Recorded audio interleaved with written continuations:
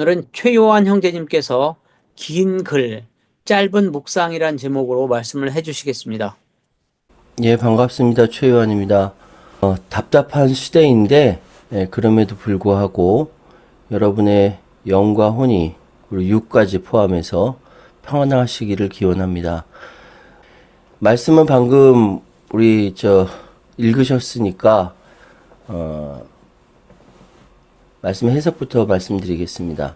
9절, 그때에는 어느 때입니까? 내려주세요. 예.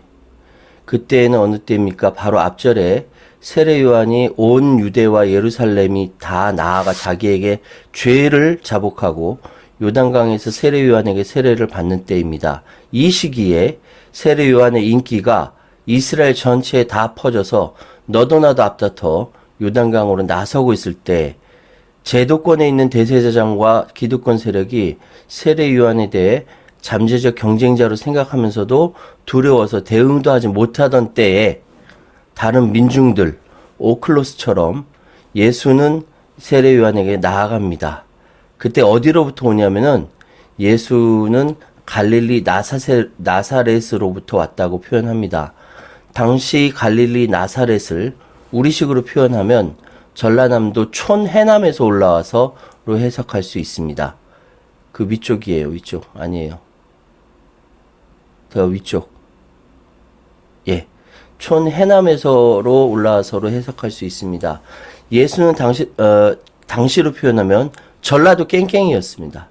우리 역사에서 함경북도 회령에 살던 말갈족이나 여진족이 우리 한국 사람이었냐라는 부분이 애매한 것처럼 갈릴리라는 지역은 과연 유대인이냐라는 질문을 받았을 정도로 애매한 지역이었습니다. 그래서 마가 기자는 라오스, 백성이란 개념이 아닌 오클러스, 민중이란 개념을 쓴 것으로 보입니다.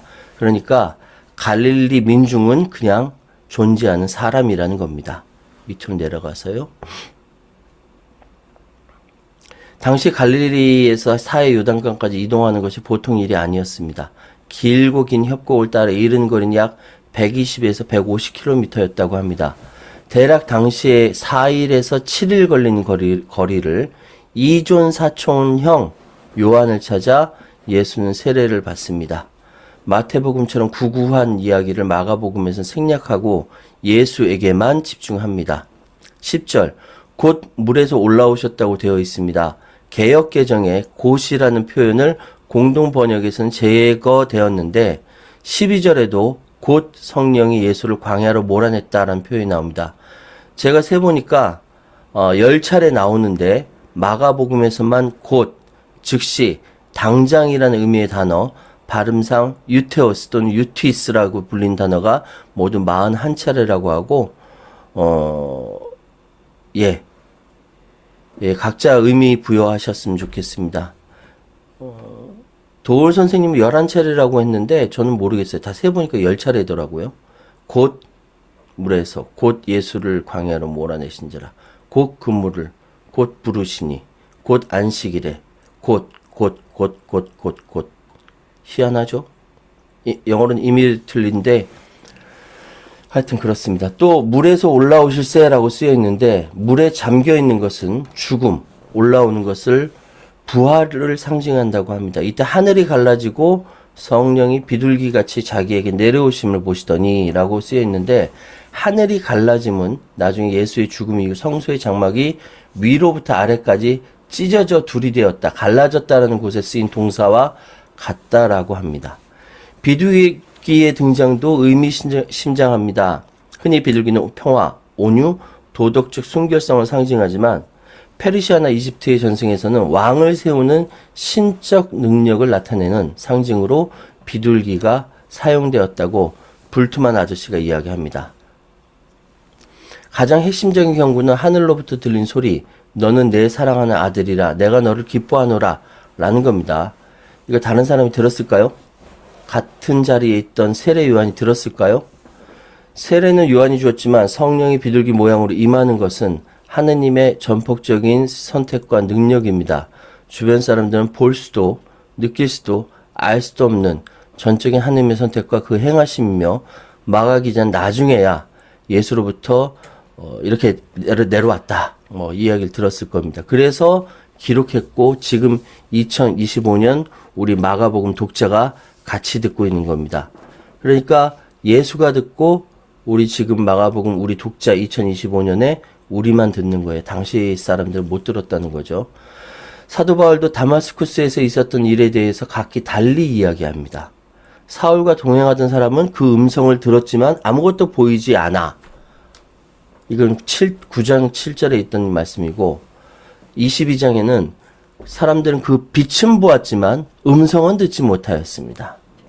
또 26장에 가면 아그리파 전하한테 이야기하는 거예요. 하늘에서 번쩍이는 빛을 보았습니다. 그 빛은 해보다 눈부시게 번쩍이 저와 저희 일행을 두루 비추었습니다.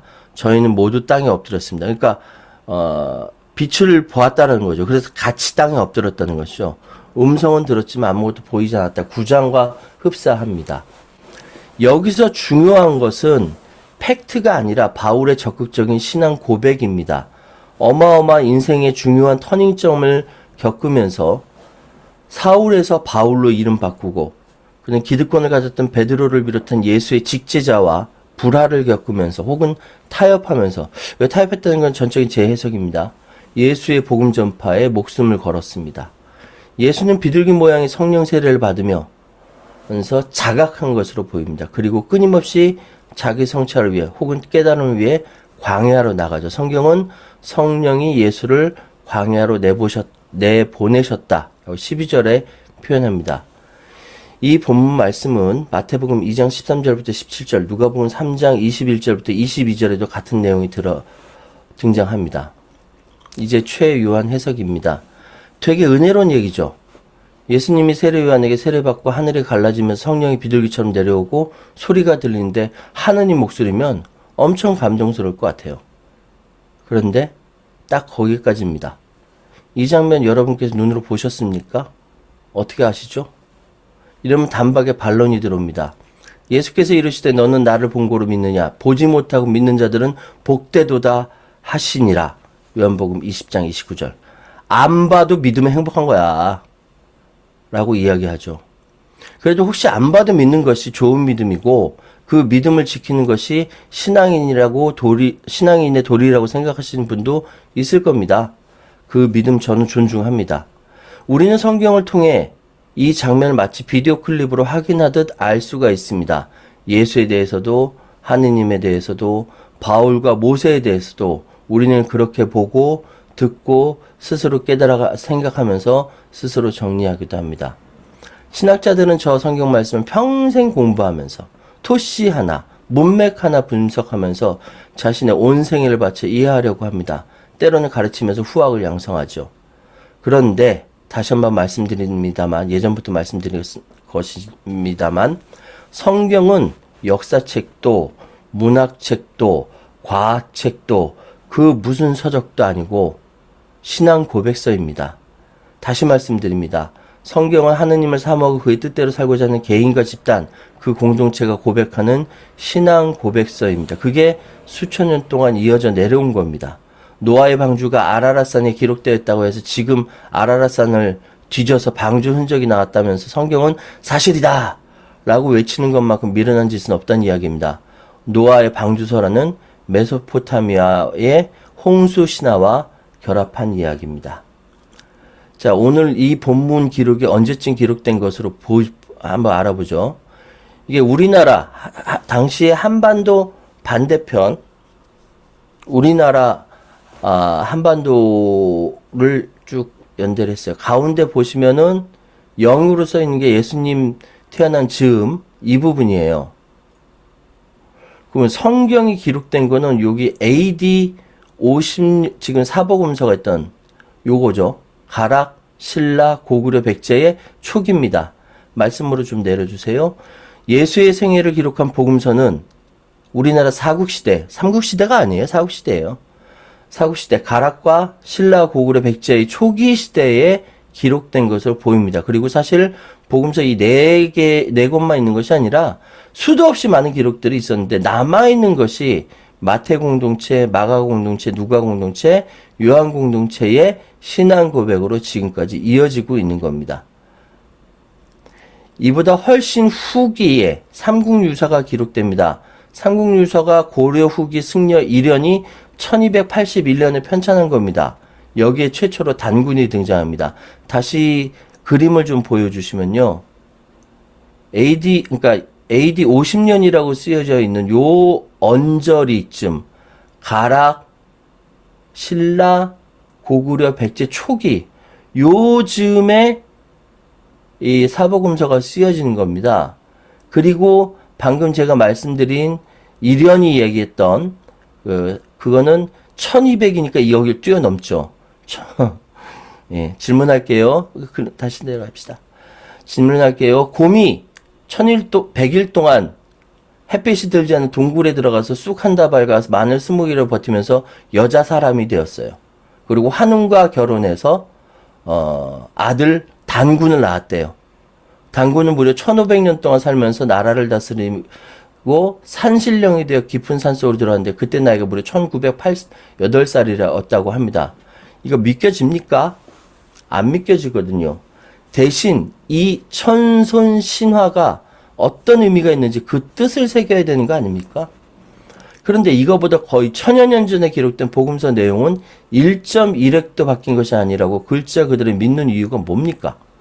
물론 아들람이 나오시는 분들에게 꽉 막힌 성경 모호리설을 믿는 분은 아니라고 생각합니다만 언뜻 성경 모호리설에 영향을 받았던 저 자신을 발견하고 소스라치게 놀랍니다.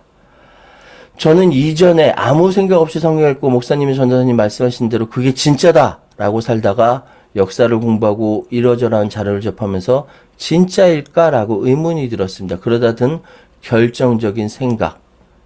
왜 예수일까? 조금 더 생각이 발전해서 그러니까 왜 예수일까? 왜 저 시대일까? 왜 저 지역일까?까지 생각이 발전했습니다.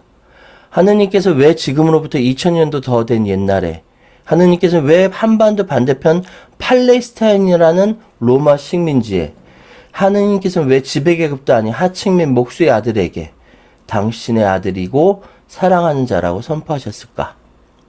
마가복음의 이 기록은 예수님이 십자가 처형 사건과 부활 사건이 있은 후 수십 년이 지나서야 기록되었습니다. 어제 내가 했던 말과 행동도 잘 기억나지 않은 상황에 예수에 대한 기억을 30여 년이 지나서 끄집어내어서 생생하게 기록한 겁니다. 뭐 훅자는 그래서 Q자료가 있다 뭐 이야기를 하죠. 당연히 사복음서 각자 기자들의 바라보는 관점과 기억의 편린에 따라 조금씩 다를 수밖에 없죠.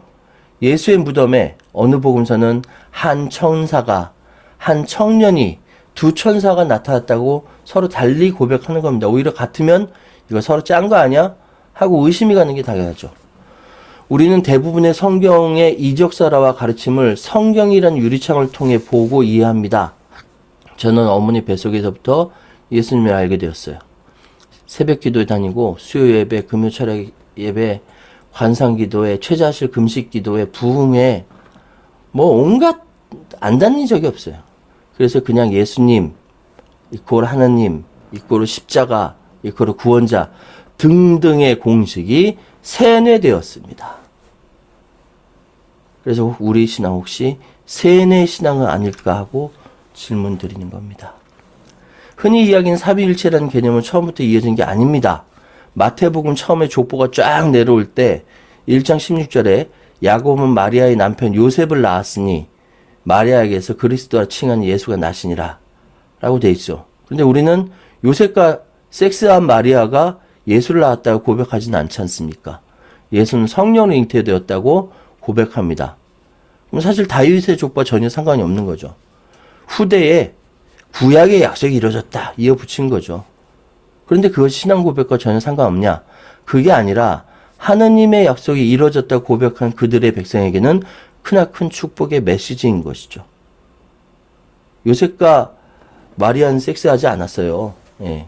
이게 섹스 없이 태어났는데 그럼 예수는 신이냐 사람이냐 논쟁이 초기 기독교 공동체부터 피 터진 토론으로 존재했고 이 수백 년의 토론이 결국 325년 니케아 회의를 전후로 해서 130년이라는 세월을 보내면서 지속되다가 451년 칼케돈 회의에서 예수님의 신성을 확립했다고 합니다.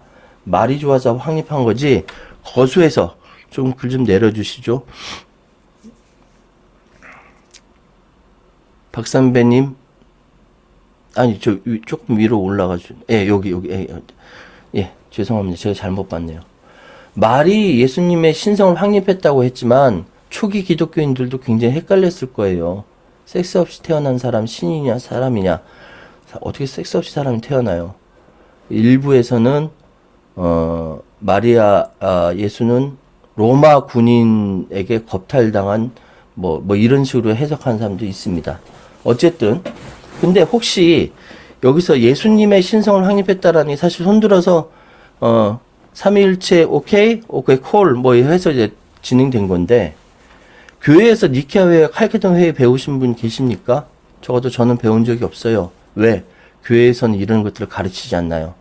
예수가 자각하는 저 치열한 부분을 제대로 가르치지 않을까요?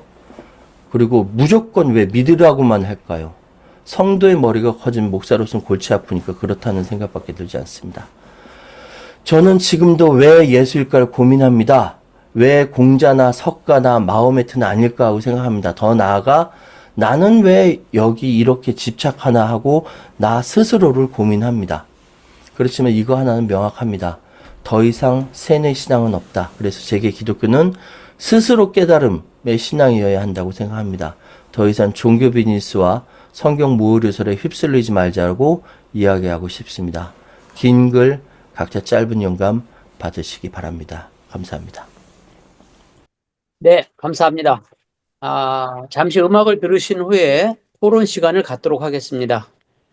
오늘 성경 말씀 본문이나 담화 내용에 대한 질문 또는 소감을 나누는 시간입니다. 말씀하실 분은 마이크를 켜주시면 발언권을 드리겠습니다.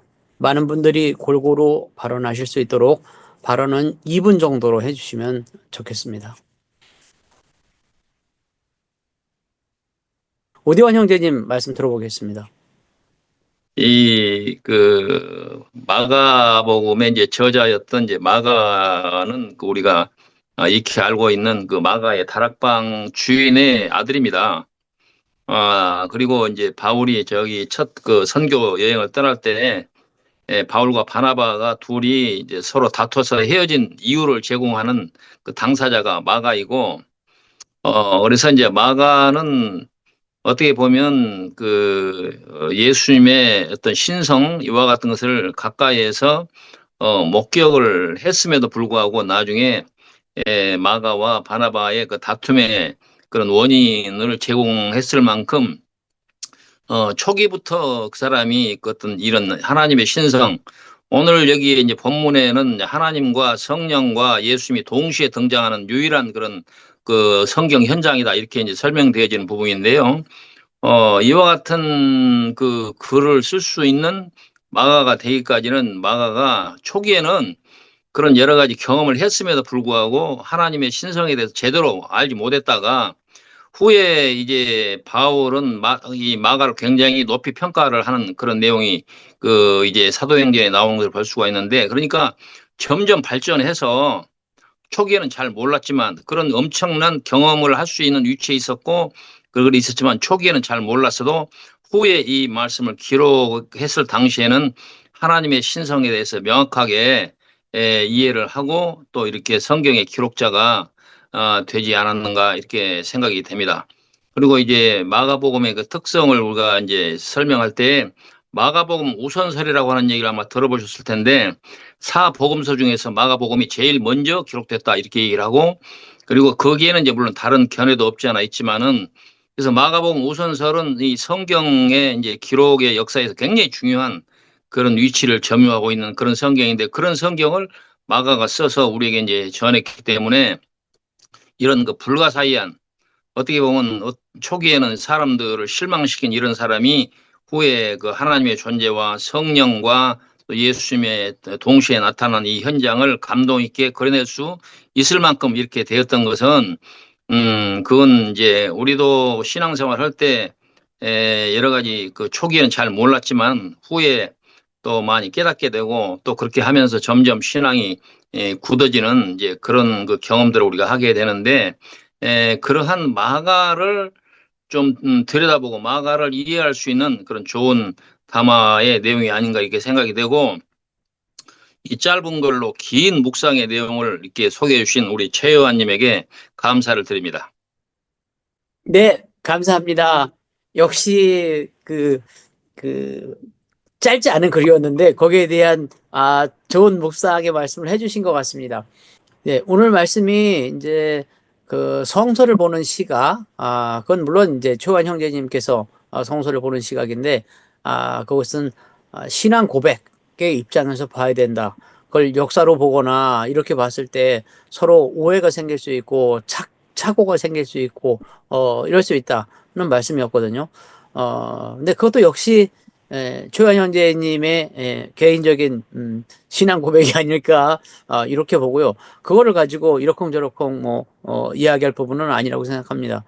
지금도 개인에게 하나님을 체험하고 동행하는 삶을 살고 있는 사람들에게 그것은 역사일 수 있거든요. 역사적으로 예수 그리스도께서 오셨다는 그런 사실들.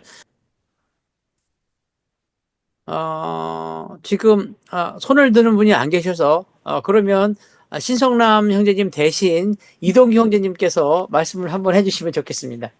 저도 오늘 내용이 민감해서 분위기 파악을 하고 나중에 얘기하는 게 더 현명하다고 생각이 듭니다. 지금 미리 얘기하는 것보다 남들이 네, 어떻게 얘기하나 좀 이렇게 지켜보고 네, 안을 본 다음에 맨 나중에 네, 얘기하겠습니다. 네, 예, 네, 네, 네, 좋습니다. 제가 마이크 네, 켰습니다. 예, 네, 네, 그러면 네, 박선배 형제님 말씀해 주십시오. 네, 제가 검은 옷을 입어서 잘 안 보이는가 봅니다. 어, 제가 이제 여기 오늘 본문을 읽으면서 이제 하늘로부터 소리가 나기를 너는 내 사랑하는 아들이라 내가 너를 기뻐하노라 이런 그 구절을 읽으면서 처음 이제 저희가 교회에서 이 침례 받을 때 그때를 생각을 떠오르게 되잖아요. 그러면서 내가 침례 받았을 때 이런 목소리가 하늘에서 나올까? 성령이 비둘기부터 내려오면서 이런 음성이 들릴까라고 내심 고민을 하면서 이렇게 침례를 받았죠. 근데 아니나 다를까 소리는 안 들리더라고요. 갔다가 나오니까 춥기만 하더라고요. 추워가지고 떨떨 떨었는데 4월 달인가 3월 달이 기억을 하고 있는데 그래서 나는 역시 이제 이렇게 그 목소리를 못 듣는가 보다라고 생각을 해서 같이 했던 다른 사람한테 물어봤어요. 무슨 소리 들렸어? 이렇게 물어봤더니 자기들도 말도 못하고 그냥 벌벌 떨려서 추워서 있더라고요. 그래서 나만 안 들린 것도 아니고 다른 사람도 안 들렸구나. 그리고 나서 한참 후에 다른 사람이 쓴 글을 봤어요. 그 사람들도 역시 어, 안 들렸다. 그런 얘기는 나도 그런 의심을 갖고 이제 침례를 받았는데 그런 소리는 안 들렸다라고 고백을 하는 걸 보면서 이 성경에 쓰였던 것은 아까 오늘 얘기했듯이 자기 고백적인 그런 문구가 아니었는가 저는 이제 그렇게 생각이 됐었거든요. 그러면서 또 한 가지가 최근에 제가 느끼는 것이 이 구절을 보면서 어, 이게 이제 이 침례를 받기 전에는 그러면 하나님의 아들이 안 했었나? 성, 세례를 받고 나서 하늘에서 이제부터 이제 너는 내 사랑하는 아들이다라고 했으면 그럼 이전에는 그럼 뭐 했었냐? 이거죠. 어. 왜냐면 앞에 있었던 마태복음에서는 이제 예수의 생애가 쭉 나오고 박사들이 나와서 이렇게 와서 경배하는 걸 보면 여적없이 이것은 하늘에서 내려온 하나님의 아들이었었다라는 것을 이렇게 보여줄 수 있는 그런 그 구절이 많이 있는데 이 마가복음에서는 그냥 여기서부터 시작이 되잖아요. 공생애가 침례를 받고 나서부터 나서 이제 그때 하나님의 아들로서의 삶을 시작되는 것. 그래서 저는 그런 생각을 해봐요. 우리한테 이제 신앙생활에 중요한 것은 내 신분이나 어떤 것보다는 지금 현재 내가 살아가고 있는 삶에서의 다른 사람들과의 관계 이런 것들이 그런 사람들에게 비추는 것이 어 이게 그 이제 예수님이 이제 이렇게 얘기했던 것처럼 하나님이 이게 말을 했었던 것처럼 그렇게 비추는 것이 그 사람들의 그런 삶의 모습이 이제 이런 식으로 살아가는 것이 예수님도 똑같이 살아갔던 것이 아닌가. 이제 결론적으로 얘기하면 예수님의 공생애가 하나님의 일을 하기 위한 거였었고 나타내기 위한 거였었다. 이제 그렇게 생각이 되지더라고요. 그래서 우리 삶도 나의 삶도 뭐 태생이 중요한 게 아니라 태어난 이후부터의 나의 삶이 이제 나에게 비춰지는 그런 모습이 아니었을까 이런 생각을 해봤습니다. 예, 이상입니다. 박 네. 선배님은 침례교 출신이신가 봐요. 예, 뭐 저는 아무튼 전통 보수였습니다. 김수현이. 아니, 그러니까 침례를 하셨다라고 하셔서, 그러니까 예, 저는 그게 기억이 안 나요. 왜냐면 유아 세례를 받았거든요. 태어나서 얼마 안 돼서 유아 세례를 받았는데 당연히 기억이 안 나죠. 그런데 저는 지금도 생각하는 게 세례 받는 거 어렸을 때 유아 세례 받는 거 좀 신중히 생각해야 된다고 생각해요. 뒤에 이제 세뇌 신앙까지 얘기했지만 머리가 좀 크고 좀 깨친 다음에 자기의 자발적으로 세례 받아야 되지 않나? 그런 생각도 한번 해봅니다. 예. 제가 그 부분이 좀 궁금한데, 그러니까 뭐 교파에 따라서 다를 수는 있겠지만, 물론 이제 무교회주의에는 세례라는 게 전혀 없습니다. 전혀 없기 때문에 제가 여쭤보는 겁니다. 유아 세례를 받았을 경우에는 그 이후에 세례를 따로 받지 않습니까? 예, 세례를 받지 않습니다. 세례는 입교라는 걸 하죠. 연간번, 단 한 번뿐이다 이거죠. 평생에. 아니요. 유아세례 받고 나중에 나이 먹고 입교를 하죠. 네, 교회에서. 입교라는 형식은 예. 띄는데 세례는 받지 않아요. 그래서 저는 어렸을 때부터 유아 세례 이미 받았으니까 하면서 뭐 이름도 요한이고 신실하게 살아야 된다라고 해서 하여튼 얼마나 스트레스를 많이 받았는지 하여튼 그렇습니다. 예. 네. 일반적인 그 세례라고 하는 것은 한 번을 받는다. 한 번을 받고, 뭐 음식을 나눈다든지 떡을 나눈다든지 이런 성찬 같은 거는 이제 자주 있고, 필요에 따라서 이벤트로서 진행을 한다. 저는 유아 세례 받고 성찬 떡국이나 뭐 포도주나 먹지 않고 엄마 젖을 먹었죠. 예. 네. 문영원 형제님 말씀해 주십시오. 생각이 나서 지금 학생들, 초등학생들 가르치는 교재에도 단군 신화에 대해서 언급을 하는 걸 보면은 저도 이제 학생 때는 그 신화를 가지고 우리나라 역사를 세웠다 해가지고 교회에서 데모하는 걸 따라 나가서 가서 그 집회도 하고 좀 그랬었어요. 지금 오늘 지한 형제님이 그 부분 언급하니까 참 격세지감. 지금 옛날 생각이 솔솔 나는데 요즘 학교에서는 단군 신화하면서 호랑이와 곰이 이제 굴 속에서 쑥 한다바라고 마늘 20개를 못 견뎌서 호랑이는 나가고 곰이 이렇게 사람으로 되어가지고 아이를 낳게 해달라 해서 환인의 아들 환웅과 이렇게 결혼해서 아들을 낳은 게 단군한 겁니다. 이렇게 하는데 그걸 물론 이렇게 쭉 해석 없이 나열을 해요. 그 다음에 이제 해석을 합니다. 아마 그때 당시에는 곰을 토템으로 믿는 그 민족과 같이 연합을 하지 않았나 이렇게 가르칩니다. 그리고 이제 그러한 것을 신화니까 우리가 지금에 맞게 그 과학 시대에 맞게 해석을 하도록 살짝 이렇게 해석을 하는 걸 보고 옛날하고 많이 느끼고 있구나. 이렇게 삼국유사에서 우리나라 역사서가 정통 역사서니까 근데 최초로 단군 이야기가 나오거든요. 그러니까 그것을 그냥 버릴 수도 없고 그래서 그렇게 해석을 하는 것을 좀 요즘 공부를 하고 있거든요. 그러니까 이제 성경도 아마 저도 이렇게 한 단어를 가지고 분석하기보다는 그 역사에 맞게 그 당시에 왜 이런 단어를 썼을까 하면서 읽는 것이 맞다고 생각하거든요. 그래서 요즘 저도 이제 도올 선생님 그 책을 이렇게 자주 읽는데 그전에는 저도 그분을 이해를 못했어요. 왜 어렸을 때부터 이렇게 아주 적극적인 신앙생활을 했던 가족에서 어떻게 이런 망나니가 태어났을까 이렇게 생각을 했는데 요즘은 상당히 매력을 많이 느낍니다. 그리고 그분이 예수를 믿지 않는 사람이 아니에요. 아주 강력하게 믿는 분이거든요. 그럼에도 해석을 그렇게 합니다, 성경을. 그래서 제가 아주 굉장히 재미있게 읽고 있는 중이라서 오늘 최환 형님이 그걸 상당히 어렵게 말씀을 이렇게 해놨는데, 뭐 여러 가지 시각도 있겠지만 좀 더 대의적으로, 좀 우리가 과학적으로, 좀 지금 현대적으로 우리가 생각을 하면서 성경을 읽는 것이 오히려 신앙에 더 좋다. 저도 그렇게 생각을 합니다. 예, 오늘 잘 들었습니다. 그러니까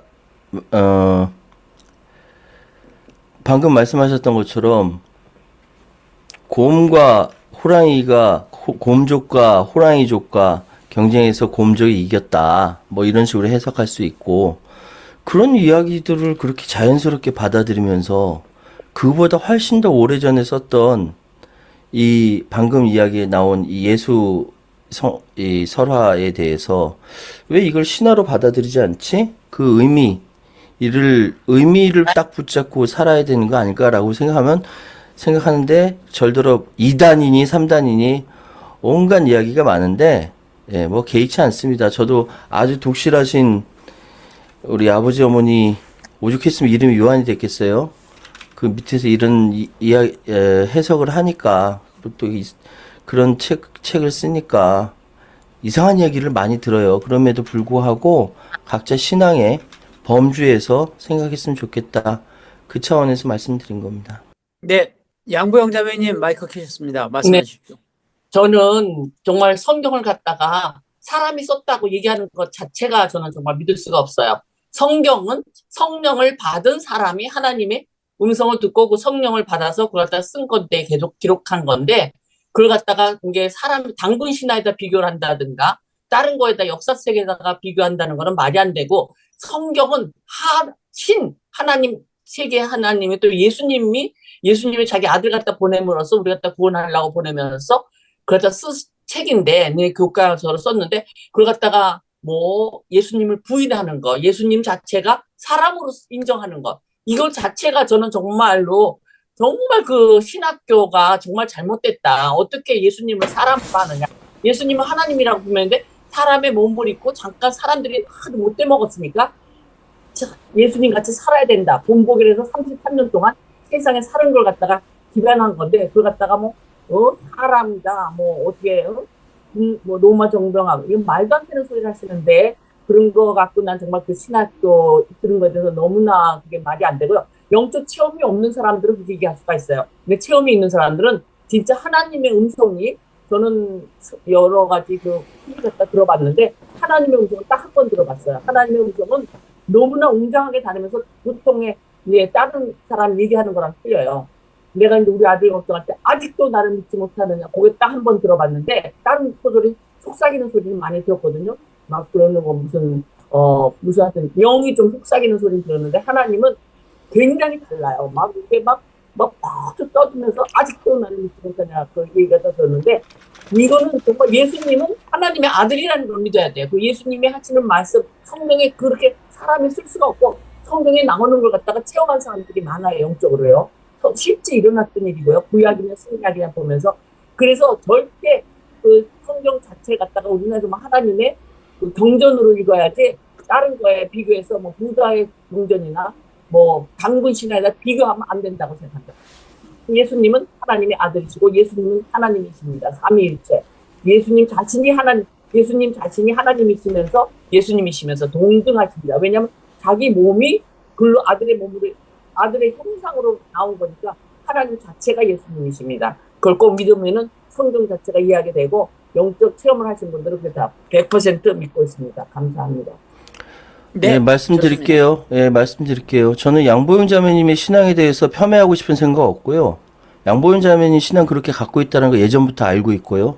근데 제가 거기서 우려스러운 것은 양보영 자매님이 갖고 있는 그 신앙과 그 생각, 하나님 목소리가 이렇다라든지 신학자들이 이렇게 공부한 거 다 엉터리다라고 이렇게 일방적으로 얘기하시는 거는 전 맞지 않다라고 생각해요. 그러니까 제 신앙은 이렇습니다라고 고백하는 것이 맞다라고 생각하고요. 그리고 성경은 기자가 아까 이제 오대현 선생님께서 마가가 썼다고 말씀하셨는데 저는 그렇게 생각하죠. 마가 기자가 있다라고 생각하고 그것이 수천 년 동안 계속적으로 첨삭되고 변형되고 바뀌고 그러면서 지금의 우리한테까지 넘어왔다라고 생각합니다. 마가 공동체가 고백했던 그 자체가 지금 마가복음이라고 생각하고 이거는 사람이 펜을 들어서 쓴 거예요. 그 성령으로 받았다라고 말씀하시잖아요. 맞아요. 성령 받았으니까 썼겠죠. 근데 그 쓰는 사람이 썼다고, 사람이. 하느님이 쓴 게 아니라고. 근데 예전에 어떻게 교육받았냐면 딱 이렇게 얘기하죠. 자, 최한, 너는 내가 하느님이야. 너 이렇게 펜 들어. 자, 가, 나, 다, 라, 마바사. 그러면 이 사람이 접신 들린 것처럼 막 하느님이 쓴 대로 이렇게 쓰는 겁니까? 아니거든요. 그 사람이 살아왔던 인생의 내력과 과정과 그 모든 것들이 다 총집합되어서 하느님의 성령대로 자기가 본 관점대로 쓰는 거예요. 만약에 양보현 자매님께서 말씀하신 것처럼 하느님이 쓴 거면은 왜 마태복음의 관점과 마가복음의 관점과 누가복음의 관점과 요한복음의 관점, 예수님 바라보는 관점이 다릅니까? 저는 그래서 성경 무오류설을 주장하는 사람들 중에 특히 오류가 있는 부분이 성경은 사람이 쓴 것이 아니라 하느님이 썼다라고 해서 그걸 일반화시키는 거. 전 그걸 반대합니다. 네, 부산에 이성룡 형제님 마이크 켜주셨습니다. 말씀해 주십시오. 네. 반갑습니다. 오늘 제가 조금 초반부에는 못 들었는데, 요한님 말씀 못 들었는데, 이렇게 내용을 듣다 보니까 전에 한번 언급했던 것 같아요. 들은 것 같아요. 그리고 오늘 말씀 잘 들었습니다. 오늘 제가 말씀드리고자 하는 것은,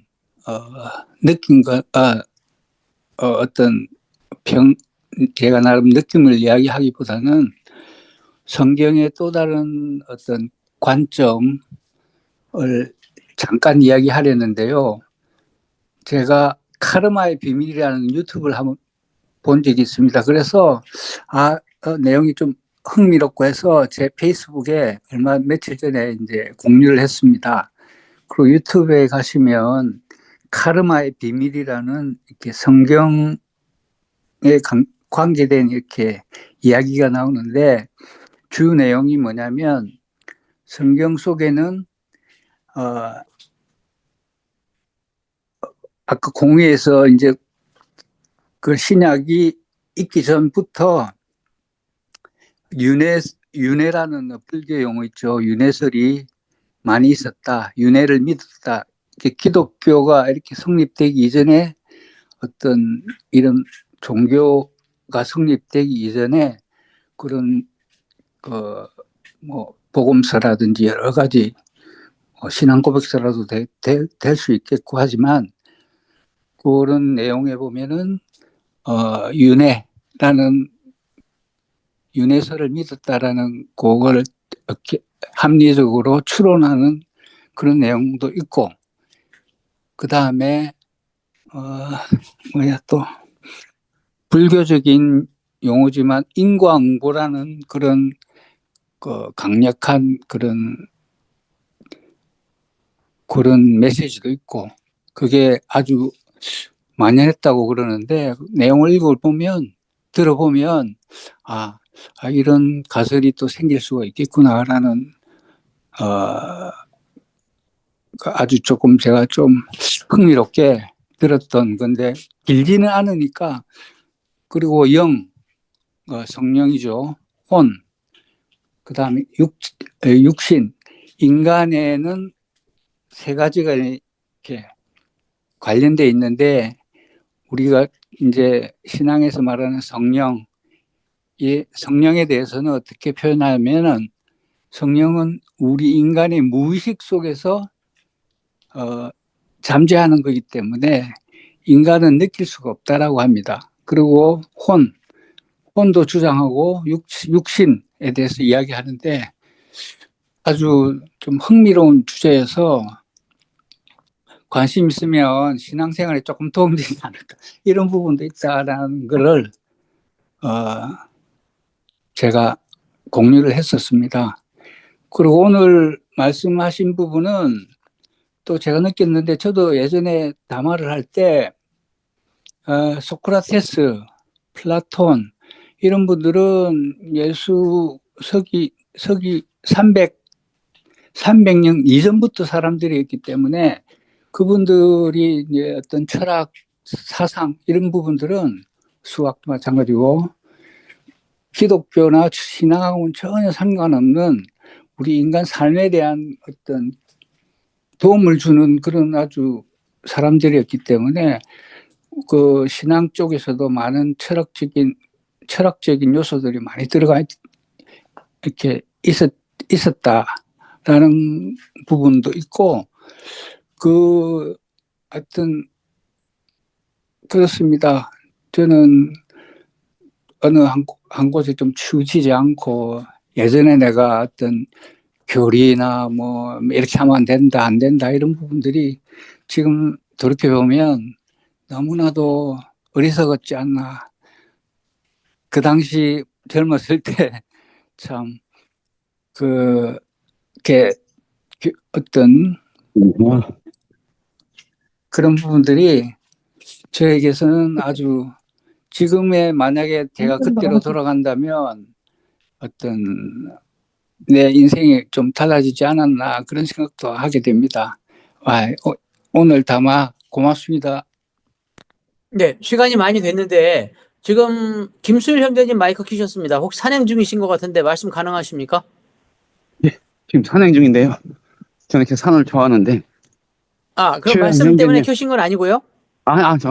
제가 말씀드리려고. 네, 말씀하십시오. 네. 최현 형제님 그 담화를 뒷부분에서만 들었는데, 제가 이렇게 산을 다니다 보면은 산 입구에는 어디나 이렇게 절이 있거든요. 근데 우리나라 대부분의 절은, 오래된 절은 원유 대사가 다 창건했다고 그래요. 원유 아니면 의상이 창건했다고. 근데 불교 쪽에서는 그것을 믿고 있거든요. 심지어 구례에 가면 사성암이라고 하는 절이 있는데, 암자가 있는데, 암자 바위에 마예불을 새겨놨어요. 새겨놨는데 그것은 원유가 그 절에 와서 수양하면서 손톱으로 팠다고 그렇게 전해지거든요. 불교 신자들은 그것을 믿거든요. 근데 우리 기독교 측에서는 그것은 다 뻥이라고, 신화라고. 내가 전에도 많이 얘기했지만은 김수로라든지 김할지라든지 박혁거세라든지 한국에 이 땅에 조금 성씨의 조상이 된 사람들, 어떤 왕이 된 사람들은 다 사람으로서 정상적으로 태어나지 않은 신비하게 태어난 사람들이거든요. 근데 그것을 갖다가 기독교에서는 신비라고, 신화라고 그렇게 말하거든요.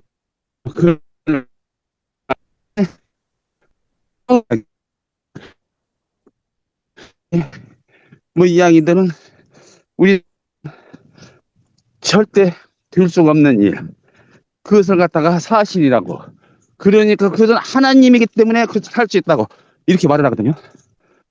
근데 어떤 것은 받아들이고 어떤 것을 안 받아들이고, 받아들이려면 다 받아들이든지 안 받아들이려면 둘 다 안 받아들이든지. 한cik이니가 석가모니는 그 어머니 자궁으로 나온 것이 아니라 옆구리를 뚫고 나와가지고 나오자마자 7걸음을 걸었거든요. 그것도 불교에서는 믿어요. 근데 이쪽 기독교에서는 아니지 그러거든요. 근데 예수는 있었던 것은, 성경에 있는 것은 1.1핵도 변함이 없으니까 다 그대로. 그거 안 믿으면은 최요한 형제나 나나 2단이고 3단이죠. 여기까지 말씀드리겠습니다.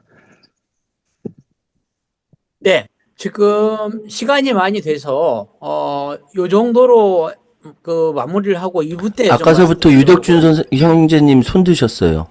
그래요. 네. 그러면 말씀해 주시겠습니까? 네. 네.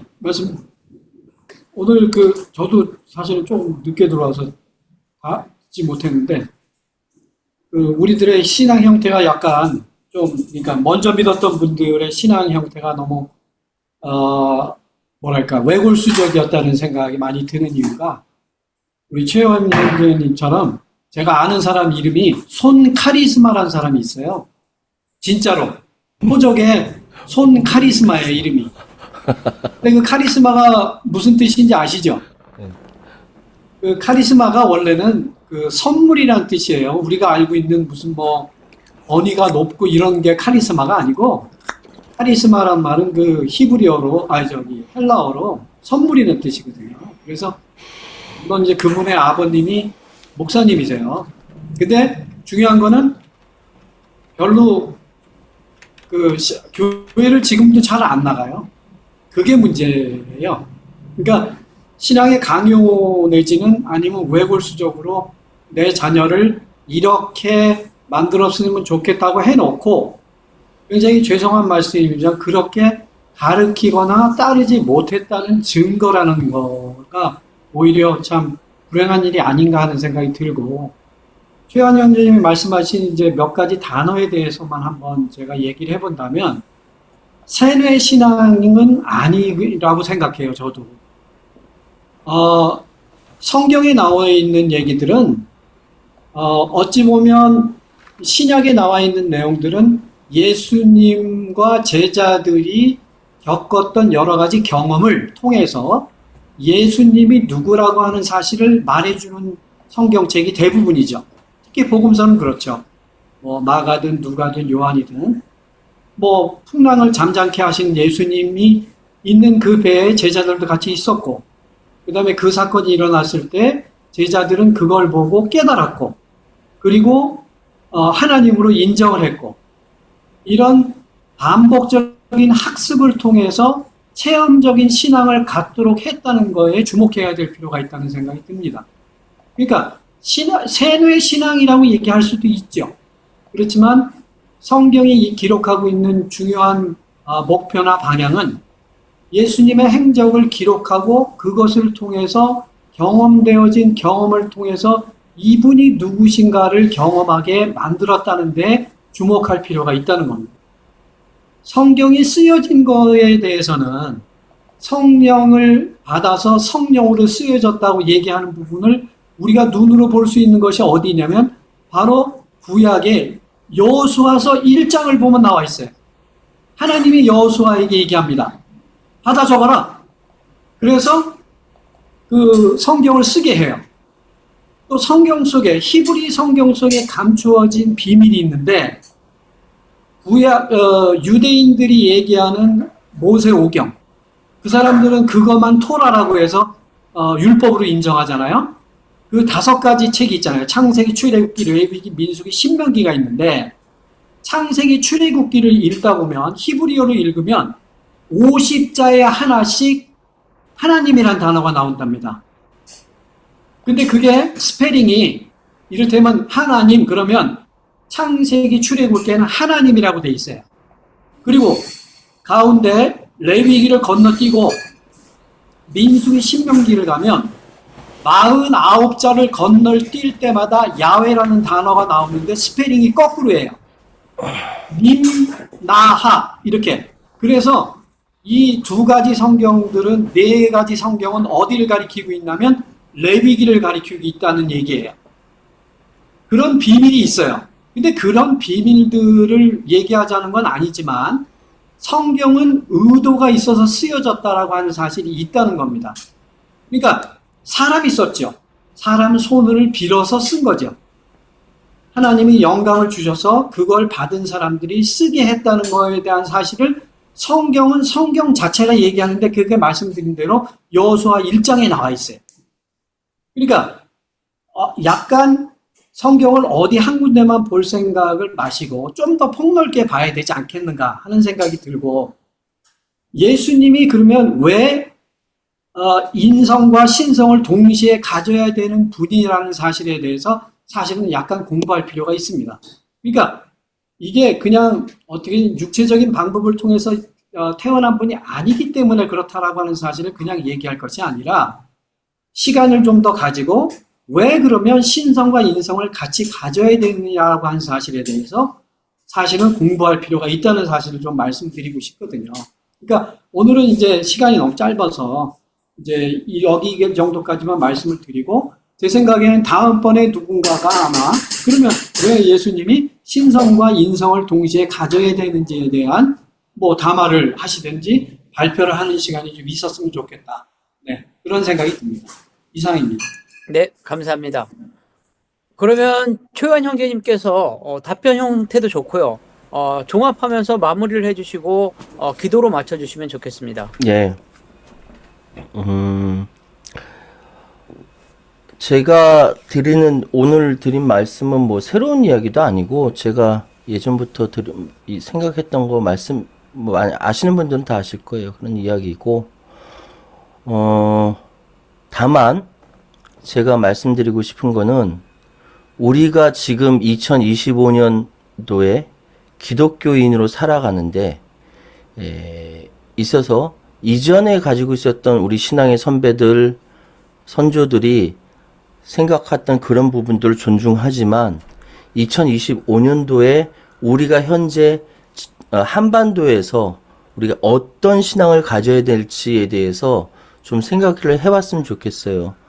기독교가 지금 오로지 이 성장주의의 배경으로 몰 역사적인 인식 가운데 지금 결국은 한국 사회의 민폐 집단으로 취급당하는 경우가 많이 있습니다.